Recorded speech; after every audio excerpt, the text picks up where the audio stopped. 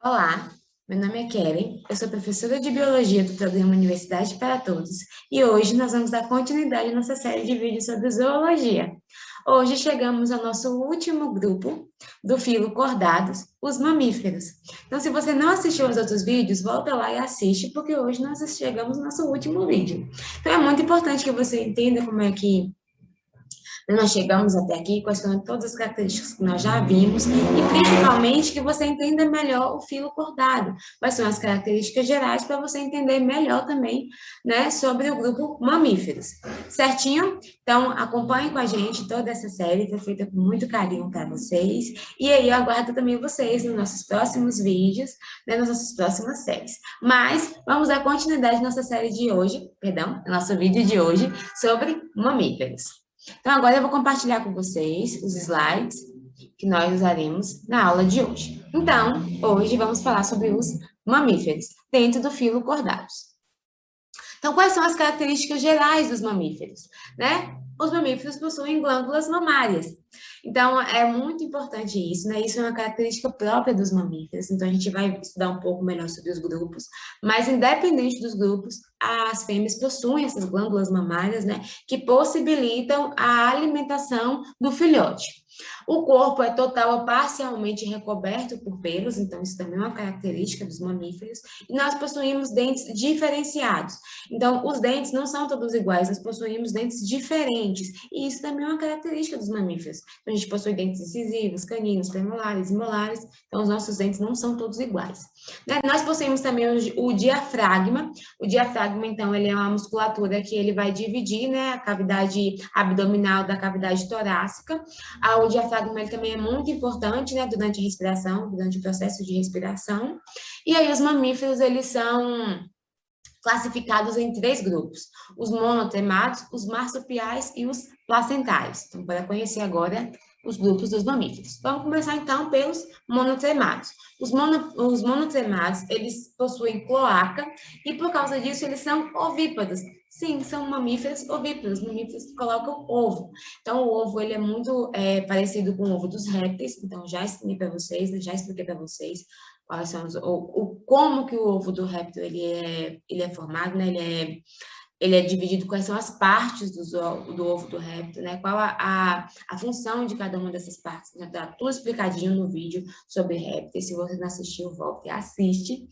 E mesmo eles sendo mamíferos ovíparos, né? Colocando ovos, eles alimentam os filhotes com leite através das glândulas mamárias. Porém, mesmo tendo glândulas mamárias, eles não possuem mama. Então, a fêmea não possui a mama, mas possui as glândulas mamárias. As glândulas mamárias, no caso dos monotremados, essas glândulas estão associadas aos pelos do abdômen da fêmea. Então, onde, né, os pelos do abdômen da fêmea, ele consegue produzir leite através das glândulas mamárias. Então, os filhotes, né, após nascerem, eles lambem os pelos da região abdominal da mãe para se alimentar. Então, a mãe produz esse leite, né, ali na sua região abdominal, juntamente com os seus pelos, o filhote lambe e ele consegue se alimentar e se desenvolver. Esse grupo ele é representado pelos ornitorrincos e pelas equidnas. Então, aqui tem, né, o ornitorrinco e também as equidna. A equidna, ela é um mamífero, né, parecido, semelhante, assim, ao porco-espinho. Né, ele lembra o porco-espinho. O segundo grupo são os marsupiais. Então, a principal característica, né, dos mamíferos marsupiais é possuir o marsúpio. Então, o marsúpio, ele é uma bolsa, né, que a mãe, a fêmea, ela possui, né, na frente do seu corpo, e essa bolsa, ela vai permitir que o desenvolvimento do filhote. Isso por quê? Nos filhotes desse grupo, né, dos marsupiais, eles nascem muito pequenininhos, então o desenvolvimento deles não é todo no útero, eles começam, né, a fecundação ali, eles começam a se desenvolver, mas com poucos dias de vida, assim, com centímetros muito pequenininhos, eles vão, né, sair do útero da mãe e eles vão para essa bolsa, para o marsúpio. E aí, dentro da bolsa, né, está localizada as glândulas mamárias. né, a mama da mãe. E ali esse filhote ele vai se alimentar do leite até terminar o seu desenvolvimento. Então, o desenvolvimento do filhote, ele começa no útero, mas ele termina no marsúpio.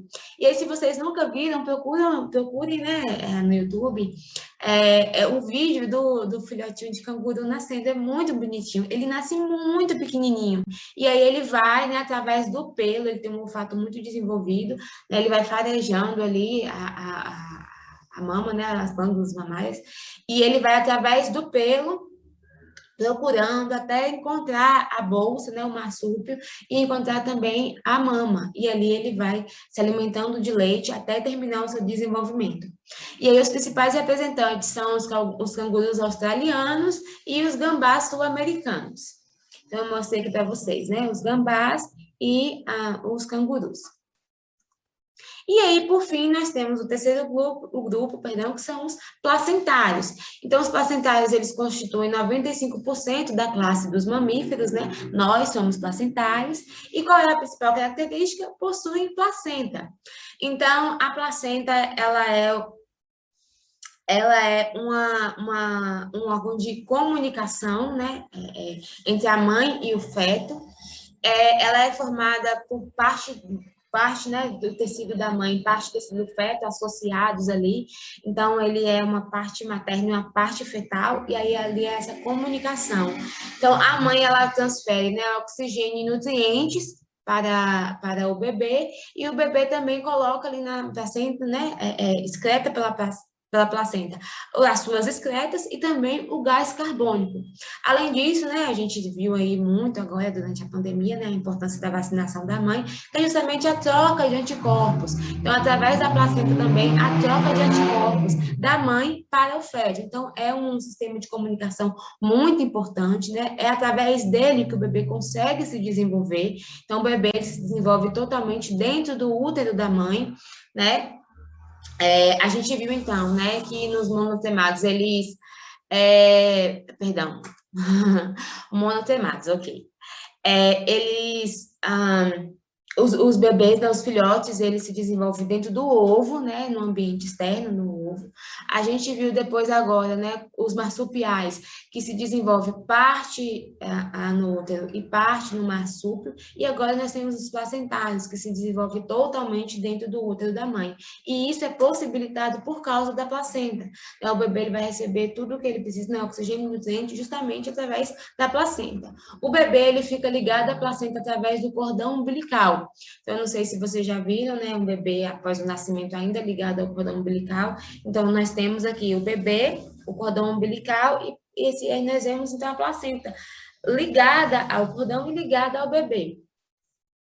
A partir do momento, né, em que a fêmea, né, nós mulheres temos bebê, nós também precisamos parir a placenta também precisa, né, sair do corpo da mãe, certo? E aí, né, quais são os representantes? Nós conhecemos diversos, né, placentários, então eu trouxe para vocês aqui os gatos, os cachorros, as girafas e nós, seres humanos. Pessoal, então a gente viu até aqui, né, todos os filos importantes para o ensino médio, e nós terminamos então no filo cordado. O filo cordado ele é formado por protocordado, que nós já vimos, peixes, que nós já vimos, anfíbios, que nós já vimos, répteis, que nós já vimos, aves, que nós já vimos, e agora o nosso último vídeo sobre os mamíferos, que nós acabamos de ver.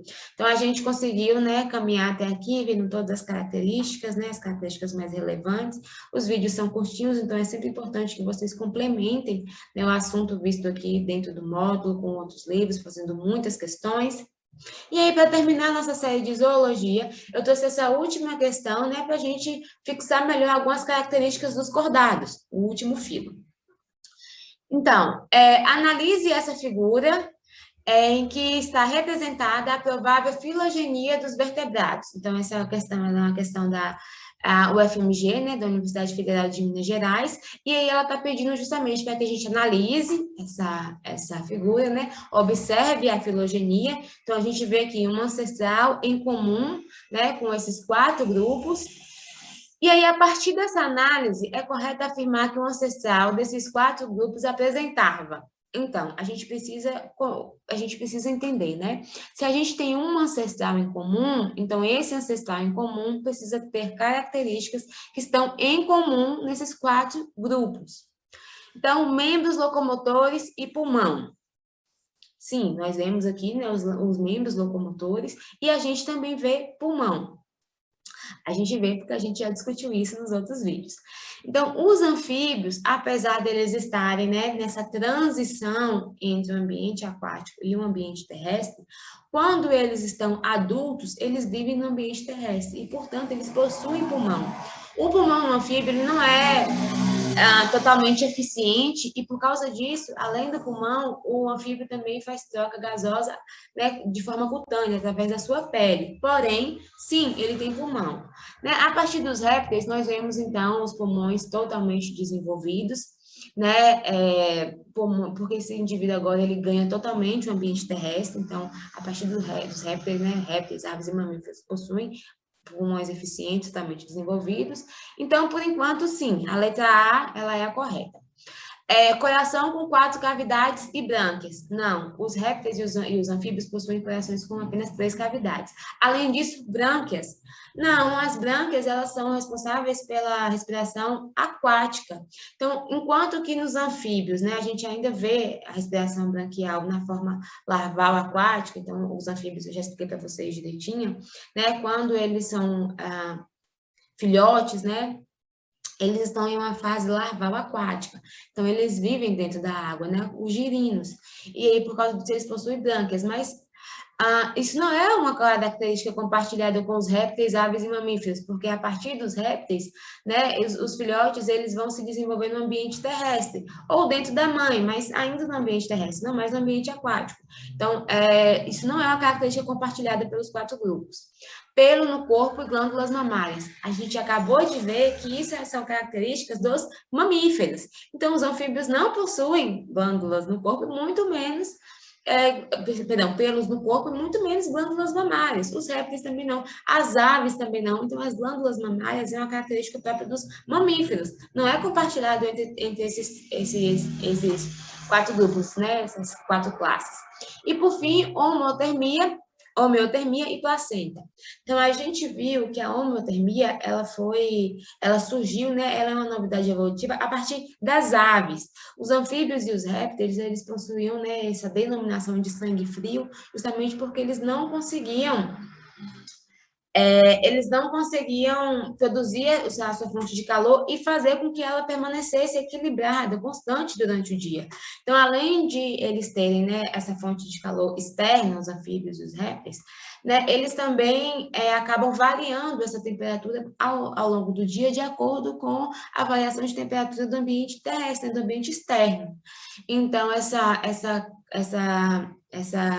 característica, né, de homeotermia, ela surgiu a partir das aves. Então, como a gente já discutiu até aqui, a letra correta é a letra A. Então, a gente percebe, né, que esses membros locomotores, né, eles surgiram a partir dos mamíferos, dentro do filo cordado, a gente percebe aqui, né, pelos grupos, além dos pulmões, como eu já expliquei. Apesar dos anfíbios estar nessa transição, eles possuem pulmões, né, a partir do momento ali em que eles estão adultos, né, no seu desenvolvimento e chegaram à idade adulta. Então, pessoal, é isso, né, essa questão aqui foi mais para dar uma resumida no filo cordado, que a gente viu até aqui. E eu aguardo vocês nos nossos próximos vídeos. Foi muito bom a gente falar sobre zoologia até aqui, foi muito legal, aprendemos demais. Eu espero que vocês sigam as nossas redes sociais e entrem no site do PTUESC, baixem o módulo, façam as questões, certinho? Então, eu aguardo vocês no nosso próximo vídeo. Tchauzinho!